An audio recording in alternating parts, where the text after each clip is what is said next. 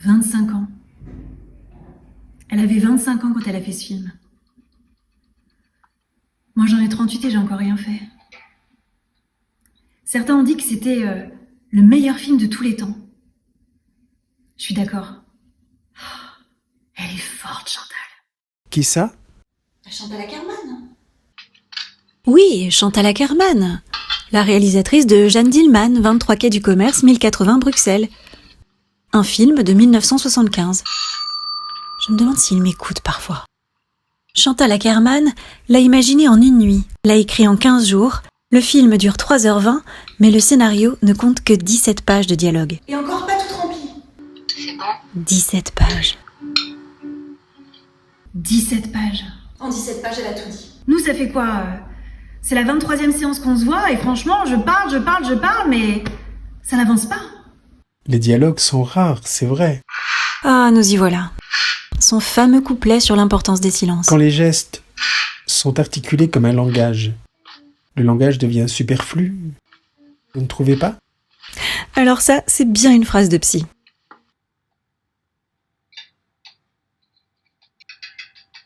Qu'est-ce qui vous intéresse, au fond, dans ce film? Je le trouve époustouflant. C'est 3 jours dans la vie d'une femme. Une veuve qui élève seule son fils Sylvain. 3 jours, donc, durant lesquels les mêmes gestes se répètent, à l'identique. Elle lit pas en mangeant. Elle lit pas en mangeant. Toujours dans le même ordre. Du matin jusqu'au soir. Dans un sens, puis dans l'autre. Encore, et encore, encore, et encore, et encore, et encore. D'un côté, c'est fascinant, quasiment hypnotique. De l'autre, c'est étouffant.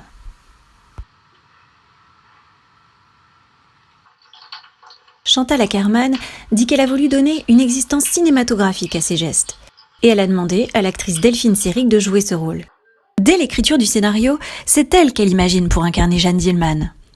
Parce que Delphine Seyrig était une féministe, sans doute l'une des actrices les plus engagées de sa génération. Alors, les femmes peuvent et pensent qu'elles sont moins douées, moins intelligentes, que le génie est une chose qui ne leur appartient pas. On peut décider que les femmes sont inférieures. C'est une décision qu'on peut prendre, c'est une décision raciste. Delphine Seyrig était une grande dame, a dit un jour la réalisatrice. Pas le genre de femme à faire la vaisselle, vous voyez? Avec Delphine Seyrig, c'était parfait. Parce que, tout à coup, par contraste, ça devenait visible. Qu'est-ce qui devenait visible? La mécanique parfaite de l'aliénation féminine. C'est pas comme ça que vous diriez? Je veux dire, tous ces rites domestiques dont Jeanne remplit ses journées pour ne pas laisser de place à l'angoisse. Souterrainement, pourtant, on sent que quelque chose va arriver. C'est comme une tragédie antique, avec presque rien. Dès l'ouverture du film, jour 1, on comprend que Jeanne gagne sa vie en se prostituant. Elle accueille les hommes, disparaît avec eux derrière la porte de la chambre à coucher, reçoit l'argent et le dépose dans la soupière. Mécaniquement, comme tout le reste. Et tu sais faire l'amour comme tu dis, c'est un détail. Je ne m'étais jamais sentie autant abandonnée par un personnage que dans ce film de Chantal Akerman. Vous allez me dire, c'est paradoxal pour un huis clos avec une femme dont on suit pendant 3 heures les moindres gestes. Oui, mais cela tient à l'usage de la caméra, qui manifeste 1. La mise à distance, 2. L'inertie. Et voilà qu'un jour, tout se déglingue, exactement au milieu du film. Regardez la ligne. Chantal Akerman aurait-elle poussé l'exigence de symétrie jusqu'à placer le moment de bascule précisément à mi-parcours de la narration? Cette symétrie, qui est autant l'apparence d'une chose construite que son illusion, structure l'ensemble du film, chaque jour étant le miroir du précédent. Cette symétrie est aussi un enfermement, à l'image du seul endamier de la cuisine, qui est aussi celui de la banque, comme si on ne sortait jamais, finalement. Un enfermement accentué par le choix des couleurs, vous vous souvenez sûrement de ce bleu-gris que l'on trouve partout, et de ce rouge qui, tout au long du film, est comme une tache sur un joli chemisier. comme une anticipation du rouge qui tache la main de Jeanne sur le dernier plan. Ça vous inquiète?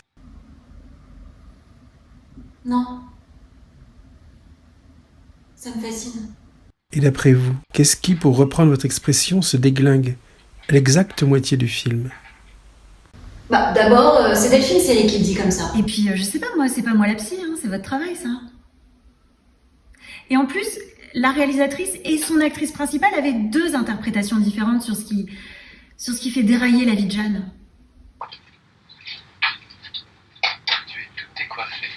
Alors, l'interprétation de Géraldine, hein. Au contraire, allez-y. Oui, enfin, c'est pas comme si on était là pour faire la critique du film non plus, hein. Bon, ça se passe quand Jeanne est dans la chambre avec un client, celui du 2e jour.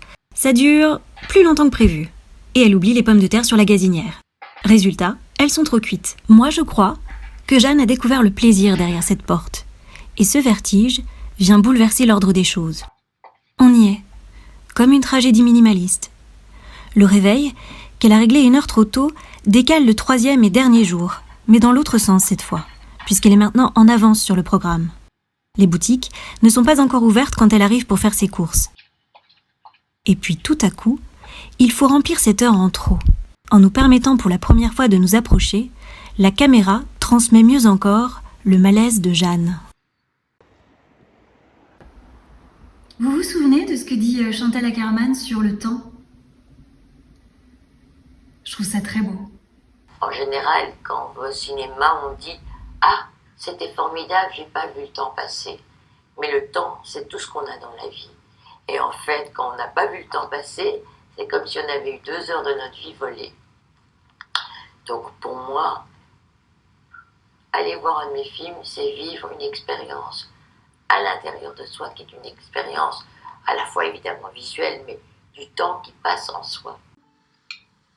J'ai mis moins d'eau que la semaine dernière, c'est sans doute pour ça que c'est meilleur. Vous avez remarqué que dans Jeanne Dillman, le champ contre champ n'existe pas? La constance du plan fixe rend impossible les effets de caméra subjective, qui pourraient, je ne sais pas moi, intégrer émotionnellement le spectateur dans la narration. Ce qui est prodigieux dans ce film, c'est la manière dont la réalisatrice fait le pari de parler de la vie d'une femme sans laisser aucune place à la subjectivité.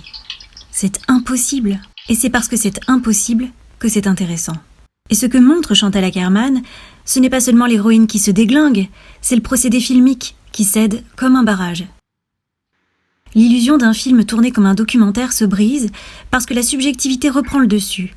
Jeanne découvre qu'elle est aussi un être de désir, prise de conscience insoutenable. Le film se referme sur cette scène extraordinaire. Un impossible champ contre champ, remplacé par 2 regards qui se frôlent sans se rencontrer, qui rebondissent sur le miroir et nous renvoient l'image d'une femme qui tue le désir avec des ciseaux de couturière. Le plan final, exceptionnellement long, environ 5 minutes, montre une Jeanne sortie du carcan des gestes, grâce au geste irréversible par excellence, celui qu'elle ne peut pas répéter. Je ne sais pas si ces audaces sont la marque d'un cinéma de femmes. En tout cas, l'équipe de tournage était composée à 80% de femmes, et ça, c'était vraiment novateur. Et là, mon psy m'a demandé si on avait fait le tour. On a fait le tour? Moi, je pense que Chantal Akerman, elle a fait un film sur sa mère. On va peut-être passer à 20 mg. Je fais pas une fixette sur Jeanne Dillman, hein? Je vais bien.